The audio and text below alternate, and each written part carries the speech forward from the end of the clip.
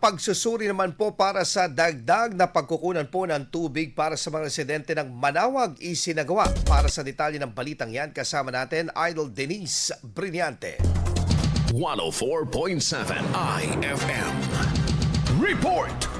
Sinimulan ng Manawag Water District o MANWAD ang Georesistivity Survey sa mga barangay ng Babasita, Bukaw at Barita upang tukuyin ang mga lugar na may potensyal na maging karagdagang mapagkukunan ng groundwater sa bayan. Ayon sa MANWAD, layunin ng isinagawang pagsusuri na sukatin ang electrical resistivity ng lupa upang matukoy ang posibilidad ng pagkakaroon ng groundwater sa mga nasabing lokasyon.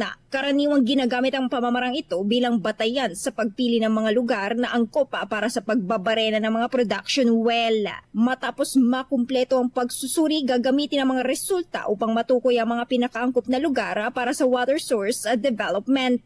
Ang mga mapipiling lokasyon ay sasailalim para sa karagdagang technical na pagsusuri bago tuluyang isagawa ang pagbabarena ng mga balona. Kasama mo mula rito sa IFM News, segupan ito sa Idol Denise Brillante, Tatak IFM. IFM News. IFM News. IFM News.